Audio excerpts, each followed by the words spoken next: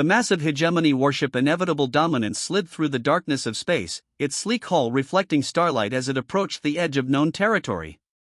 Admiral Tejo stood with his hands clasped behind his back, watching the main viewscreen with careful attention. His dark uniform bore the weight of numerous medals, each representing another civilization successfully brought under hegemony control. "Admiral, we have visual confirmation of the alien vessels," reported Officer Miho from his station. 6 ships in total.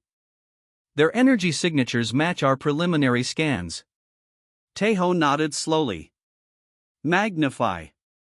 The screen shifted to show several ships that appeared almost primitive to hegemony eyes. Their hulls lacked the seamless perfection of hegemony design, instead showing visible paneling and what appeared to be manual repair work in several sections. These humans venture into space with such basic technology? Commander Jaiwu asked, her voice tinged with disbelief. All the easier for us, Tejo replied. Prepare the standard greeting.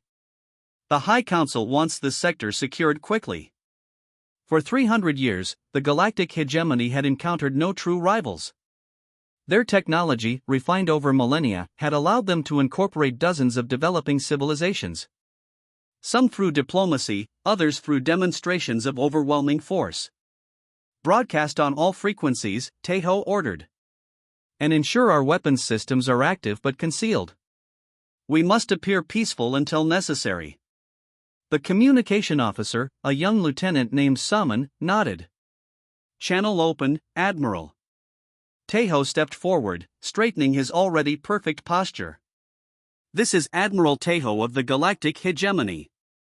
We represent 300 united worlds bringing peace, order, and advancement to this sector of space.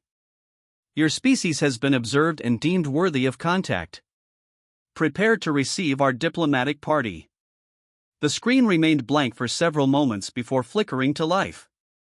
A human woman appeared, her uniform simple but practical. She had short black hair and calm eyes that studied the hegemony officers with unexpected intensity. This is Captain Sunmi of the United Earthship Indomitable. We welcome peaceful contact with the galactic hegemony. Tejo allowed himself a small smile. This would be easy. Captain, as standard protocol, we ask that you power down your weapons systems and prepare to receive our representatives. The integration of Earth into our alliance will bring tremendous benefits to your people. A flicker of something passed over Captain Sunmi's face, something Tejo couldn't quite identify. With respect, Admiral, Earth maintains its independence during first contact scenarios. We're happy to meet on neutral ground or via communication channels, but we won't be powering down any systems. Tejo frowned. This wasn't how these encounters usually proceeded. These humans should be awed by their technology, intimidated by their fleet. Perhaps I wasn't clear, he said, his voice hardening slightly. The hegemony brings order to primitive systems. Your cooperation now will determine your status within our structure. Resistance is inadvisable. To his surprise, several officers on the human bridge exchanged glances. One of them, a man with a technical insignia, actually covered his mouth briefly. Were they laughing? Admiral, Sunmi replied calmly, we understand first contact can be tense. Let me clarify our position. Earth and her colonies are not seeking admission to any political entity at this time. We're open to cultural and scientific exchange as equals. Tejo felt his patience wearing thin. Scan their vessels, he ordered Miho quietly. I want complete technical readouts. Already scanning, sir, Miho replied. Their hulls are primarily aluminum-titanium alloys with some carbon composite elements. Power sources appear to be plasma fusion-based. Weapons, difficult to determine. They have unusual energy signatures we can't immediately classify. Tejo considered this information. Deploy containment field alpha. Let's see how they respond when their communications are cut. The tactical officer nodded and activated the hegemony's most advanced jamming technology, a field that disrupted all known forms of communication and sensor technology. On dozens of worlds, this had been the first demonstration of hegemony superiority. On the screen, Captain Sunmi continued speaking without interruption. And we've prepared translation matrices for cultural exchange. Is something wrong, Admiral? You seem concerned. Containment field is active, the tactical officer reported, confusion evident in his voice. But they're still transmitting. For the first time in his long career, Tejo felt a flicker of uncertainty. He turned to his science officer. Explanation? Unknown, sir. They shouldn't be able to maintain communications through our field. On the screen, understanding dawned on Captain Sunmi's face. Ah, were you attempting to disrupt our communications? Our quantum entanglement network doesn't rely on conventional signal transmission. Perhaps we should discuss technology sharing as part of our diplomatic agenda? The bridge of the human ship erupted in poorly concealed smiles. These weren't the reactions of a primitive species facing a superior force. These were the reactions of people who knew something he didn't. For the first time, Admiral Tejo wondered if the hegemony had finally met its match. Admiral Tejo paced the command deck of the inevitable dominance, his footsteps echoing across the polished floor. The initial encounter with the humans had not gone as expected. His fleet of 30 warships, each capable of reducing a small moon to rubble, had failed to intimidate 6 human vessels. Show me the scan results again, he ordered. Science Officer Miho displayed the holographic readouts. Their hulls are primarily aluminum alloys reinforced with carbon nanotubes. Nothing like our quantum-bonded metals. Their propulsion systems use a form of plasma drive that we abandoned 3 centuries ago. Commander Jaiwo studied the images. Their ships have visible repair patches and external modifications. No standardized design patterns. It appears they build and adapt their vessels continually rather than replacing them. Primitive, Tejo muttered, though with less conviction than before. What about their weapons systems? That's where things become unusual, Miho replied. We detect energy signatures but cannot identify the mechanisms. They don't match any known weapon type in our database. Tejo stopped pacing. And our containment field had no effect on their communications. None, sir. They continued transmitting as if it wasn't there. The Admiral's eyes narrowed. Prepare a Class 1 information probe. Let's see what else they're hiding. Across space on the UES Indomitable, Captain Sunmi sat in her command chair reviewing reports from Earth Command. Lieutenant Yunji approached with a tablet in hand. Captain, the hegemony vessels are scanning us again. Much deeper scans this time. Engineer Doyon looked up from his station. They're trying to penetrate our quantum security layers. Sunmi nodded calmly. Let them see the basic systems. Shield the rest. Should we scan them back? Asked Yunji. We already have, Sunmi replied with a small smile. Our passive systems gathered everything when we arrived. Their technology is impressive but single-tracked. They've refined the same approaches for centuries without exploring alternatives. On the main screen, a communication request flashed. The face of a young hegemony officer appeared. Lieutenant Saman, the communications specialist. Captain Sunmi, our admiral requests a technical exchange to facilitate better understanding between our peoples. He offers to send our chief engineer to your vessel. Sunmi raised an eyebrow. A technical exchange would be welcome. We'll send Engineer Doyun to your ship as well. After the communication ended, Yunji approached her captain. It's an intelligence-gathering mission. Of course it is, Sunmi chuckled. And we'll let them gather just enough to start questioning everything they thought they knew. Hours later, Chief Engineer Jin Woo of the hegemony stood in the engine room of the Indomitable, struggling to hide his confusion. The human engineer, Doyun, was showing him their propulsion systems. You run plasma through magnetic containment fields without quantum stabilizers? Jin Woo asked, his voice betraying his disbelief. Doyun nodded. We found traditional quantum stabilizers created energy bottlenecks. Our magnetic field modulation allows for greater energy efficiency. But that's impossible, Jin Woo insisted. The plasma would destabilize within seconds. Only if you use static fields, Doyun explained. Our adaptive algorithms adjust the containment parameters 50 times per second. Jinwoo stared at the engine core, a pulsing blue heart of energy that by all hegemony science should have exploded long ago.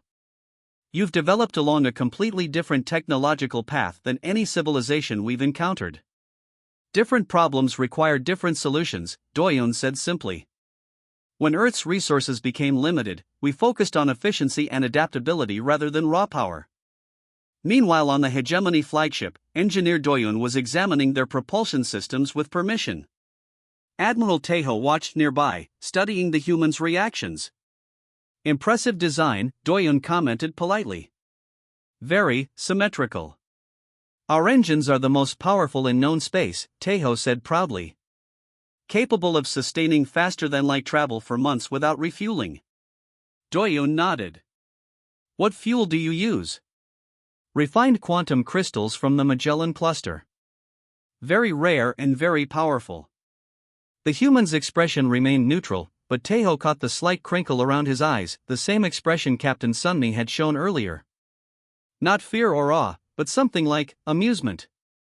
Is something wrong with our design? Taeho asked sharply. Not at all, Doyoon replied. It's just that we moved away from crystal matrices decades ago. The quantum decay rate makes them inefficient for long-term use. We've used this system for 300 years without issue, Taeho countered. Doyoon simply nodded. Different approaches, Admiral. You've perfected one path while we explored others. Later, when both engineers had returned to their ships, Jinwoo delivered his report to Admiral Taeho. Their technology should not work, by all our scientific understanding. They've developed systems that contradict our fundamental principles. Their communication uses quantum entanglement pairs, technology we theorized but abandoned as impractical. Taeho stared out at the human ships. They looked crude compared to his elegant fleet, yet they had shrugged off his containment field like it didn't exist. Are they more advanced than us? He asked quietly. Not more advanced, Jinwoo replied carefully. Just different. They've solved the same problems in ways we never considered. For the first time in his career, Admiral Taeho felt something he couldn't quite identify.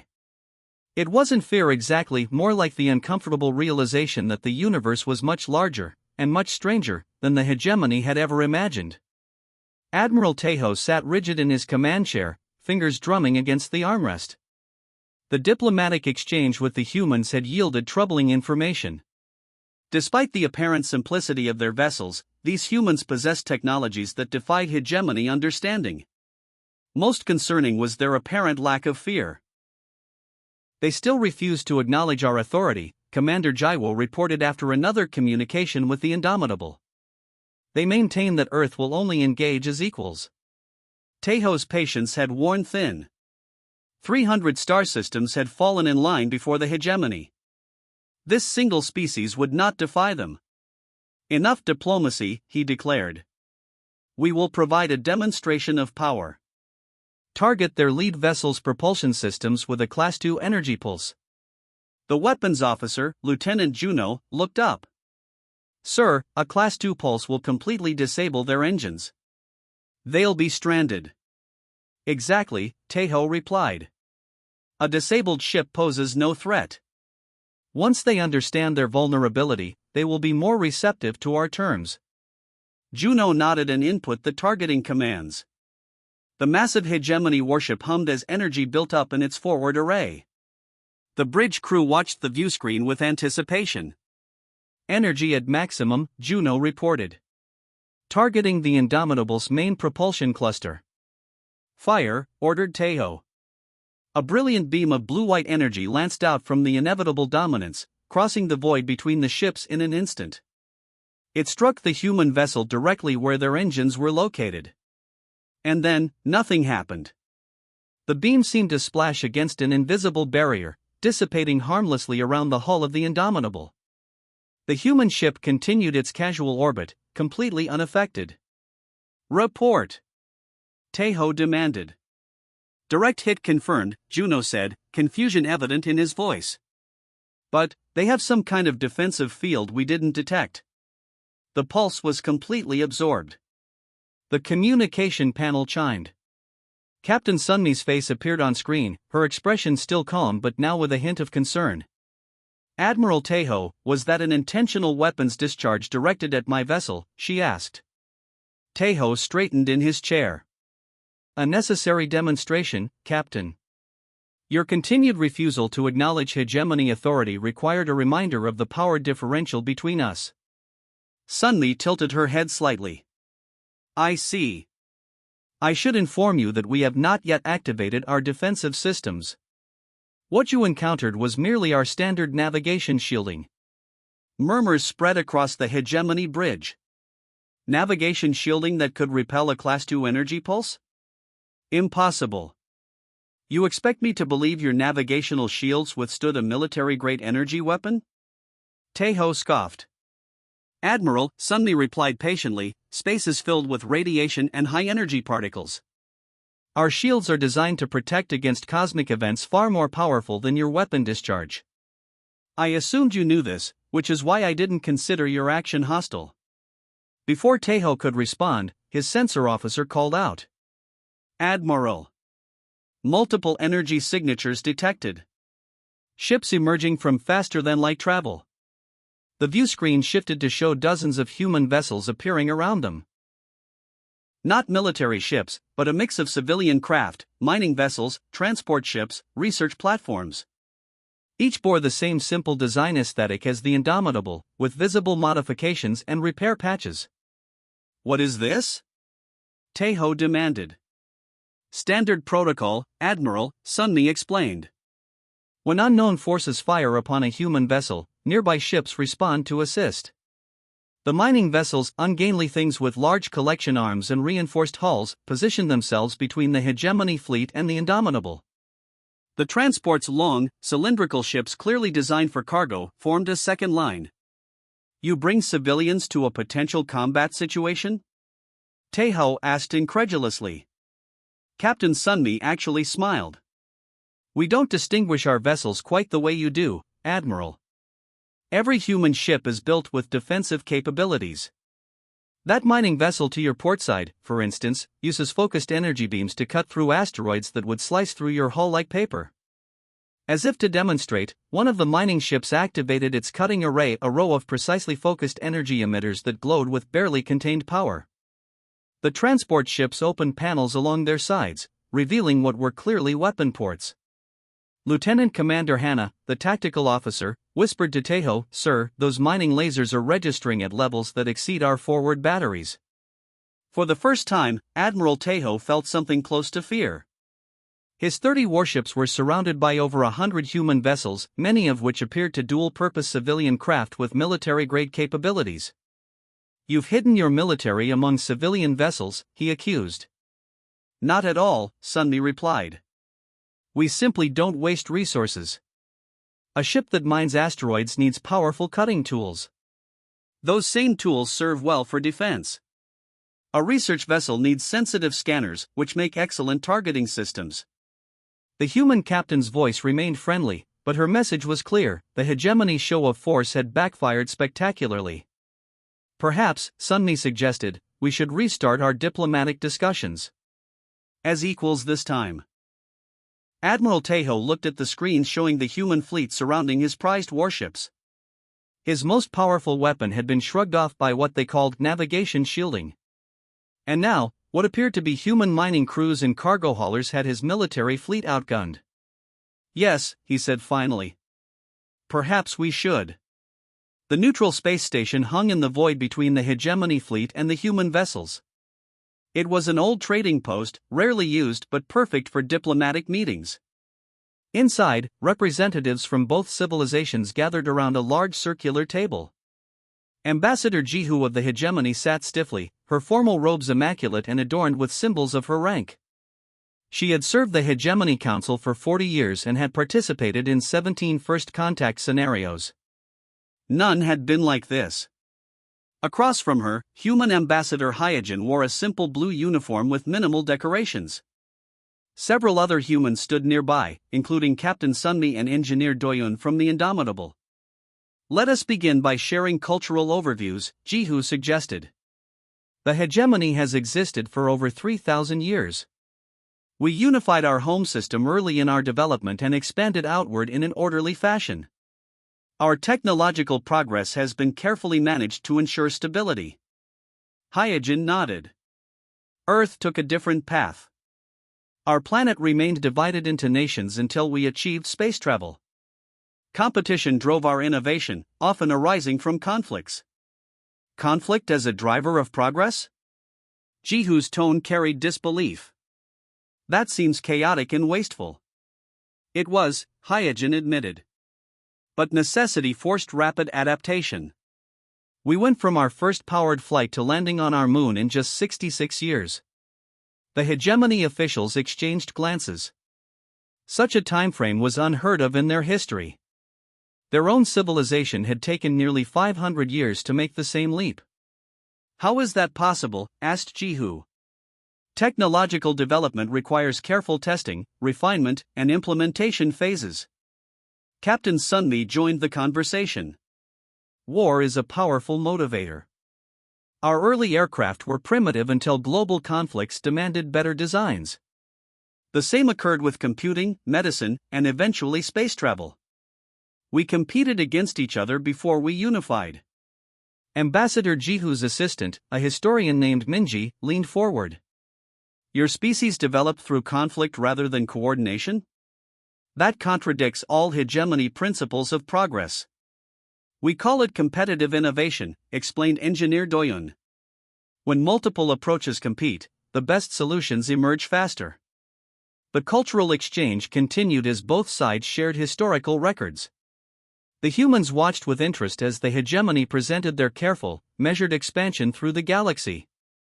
Each technological advancement was implemented only after decades of testing and refinement. Safety and stability were paramount. Then came the humans' presentation about Earth. Their chaotic history unfolded before the shocked hegemony officials' centuries of wars, competing nations, and technological leaps born from necessity rather than planning. You achieved faster than light travel just 40 years after developing fusion power? Minji asked incredulously. Hyojin nodded. A private company competing against government programs made the breakthrough. Both were trying to be first. Private entities developing critical technologies? Jihu shook her head. In the hegemony, all research is centrally coordinated to prevent duplication of effort. Which might explain why we took different paths, Doyun suggested politely. Later in the exchange, the hegemony officials proudly demonstrated their ship engine technology, a refined system perfected over centuries. Our quantum crystal matrix has powered our civilization for 300 years, explained their chief engineer Jinwoo. The design has been optimized 17 times to reach 99.2% efficiency. When he activated the holographic display showing the engine schematics, Engineer Doyun glanced at Captain Sunmi. A small smile passed between them. Is something amusing about our technology? Jinwoo asked, noticing the exchange. Not at all, Doyun replied diplomatically. We simply took a different approach. Your crystal matrix is elegant and refined. Our system is more adaptable. Jinwoo activated a comparison display. Our system provides consistent power with minimal fluctuation. Observe the steady output curve.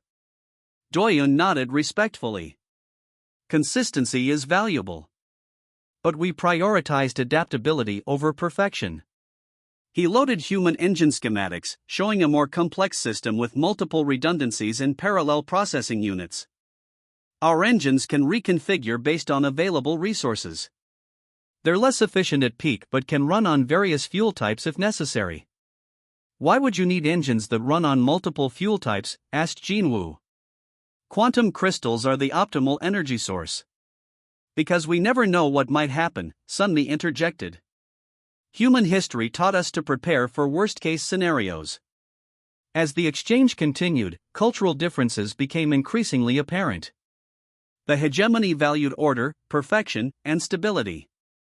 Humans valued adaptation, redundancy, and preparing for the unexpected. During a demonstration of hegemony communication technology, Ambassador Jihu couldn't help but notice several humans struggling to maintain their composure. Our subspace relay network allows messages to travel at 15 times light speed, she explained proudly. Ambassador Hyojin nodded respectfully, but Engineer Doyon bit his lip slightly. Is our technology primitive by your standards? Jihu asked directly. Not primitive, Hyojin replied carefully. Just different. Our quantum entanglement communication has no speed limit because it doesn't travel through space. It's instantaneous across any distance. Jihu's eyes widened. But that's theoretical technology. Our scientists determined it was impossible to maintain entanglement at scale. We faced the same challenge, Doyon admitted. But rather than abandoning the approach, we found an unconventional solution. For the first time, Ambassador Jihu understood why Admiral Tejo had been so unsettled by the humans. They weren't just another species to bring into the hegemony fold. They represented something the hegemony had never encountered in 3,000 years, a completely different path of development, driven by principles the hegemony had long ago rejected. The galaxy had suddenly become a much more complicated place. 6 months after first contact, Admiral Tejo stood on the observation deck of Earth's main orbital station. Through the massive windows, he watched ships coming and going, human vessels alongside those from various hegemony worlds. The traffic was constant, a visual representation of how quickly things had changed. Captain Sunmi joined him at the window, now wearing the formal uniform of the newly formed Terran Cooperative.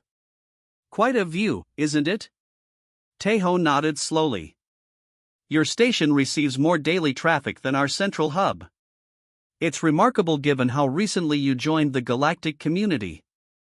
We didn't join, Sunmi corrected gently. We simply introduced ourselves. That was an understatement. In just half a year, human influence had spread through hegemony space like wildfire. It began with trade, humans offering their adaptive shield technology in exchange for resource rights. Soon, human ships were visiting worlds that had been under hegemony control for centuries. The Council has sent another formal protest, Tejo said. Your ships entered the Proxima system without permission. We were invited by the Proxima government, Sunmi replied. They purchased our medical technology. The transaction didn't require hegemony approval. That was the crux of the problem. For 3,000 years, the hegemony had maintained control through technological superiority and careful regulation. Member worlds couldn't trade advanced technology without Council approval. But humans operated outside those rules, offering their innovations directly to anyone interested. You've contacted 17 hegemony worlds already, Tejo said. You're dismantling the stability we've maintained for centuries. We're trading with them, Sunmi corrected. And yes, teaching them to build their own adaptive shields and quantum communication systems. Is that a problem? Tejo turned to face her. You know it is. The hegemony functions through controlled technological distribution. When you give advanced technology to developing worlds, you upset the balance of power. Perhaps that balance needed upsetting, Sunmi suggested. 3 of those worlds have already applied to join the Terran Cooperative. The Cooperative had been Earth's response to the hegemony, not a competing empire, but a loose alliance focused on mutual defense and technological exchange. While the hegemony demanded centralized control, the Cooperative offered autonomy and shared innovation. The Diraxian homeworld requested full membership yesterday, Sunmi continued. They've been under hegemony rule for 500 years. The Diraxians are a level 3 civilization, Tejo protested. They're not ready for unrestricted access to advanced technology. They built their first faster-than-light ship last month, Sunmi replied. Using human engine designs and their own materials. They were always capable, they just needed the opportunity. Below them, a massive human exploration vessel prepared for departure. The New Horizon represented another human approach that baffled the hegemony. It carried a mixed crew of humans and aliens from 6 different worlds, including several hegemony species. You could have conquered us, Tejo said quietly. When we realized the true capabilities of your civilian vessels, our tactical analysis showed you could have overwhelmed our fleet. Why didn't you? That's not who we are, Sunmi answered. Humanity tried conquest in our early history. It never leads anywhere good. We prefer partnership. Even with those who fired upon you? Especially with them. Sunmi smiled. Besides, watching your face when our mining ships shrugged off your flagship's main cannon was much more satisfying than any victory in battle. A small shuttle approached the station, one of many bringing diplomats and traders from across the sector. 6 months ago, this region had been considered the edge of civilized space. Now it was becoming a hub of activity. The Hegemony Council has ruled for 3 millennia, Tejo said. They won't adapt easily to this new arrangement. They don't need to adapt, Sunmi replied. The cooperative isn't trying to replace the hegemony. We're simply offering an alternative. Worlds can choose which approach suits them better. That was perhaps the most revolutionary concept humans had brought to galactic politics, the idea that civilizations should choose their own path rather than follow a predetermined progression. 4 more hegemony warships were reassigned to this sector yesterday, Tejo noted. The Council is concerned about your influence spreading. And what do you think? Sunmi asked. You've spent more time with humans than any other hegemony official. Tejo was quiet for a long moment. I think the galaxy was stagnant, and we didn't realize it. The hegemony hasn't faced a true challenge in centuries. Perhaps that's not healthy. Below them, the New Horizon detached from its docking clamps. Its unique hybrid design incorporated elements from multiple cultures, human adaptability, hegemony durability, and innovations from several other species. Its mission was to explore beyond charted space, carrying representatives from 8 different worlds. That ship represents the future, Sunmi said. Not human, not hegemony, something new. Tejo watched as the vessel's engines flared to life, a brilliant blue glow unlike anything in the hegemony fleet. The Council won't accept this easily. Change is rarely easy, Sunmi agreed. But it is inevitable. As the New Horizon accelerated toward the stars, a mixed crew of former enemies worked together at its controls. The age of the hegemony's unchallenged rule was ending, not with a war or revolution, but with a better option. And somewhere in the vast bureaucracy of the Hegemony Council, officials were beginning to understand what Admiral Tejo already knew: the humans hadn't come to conquer the galaxy. They had come to change it.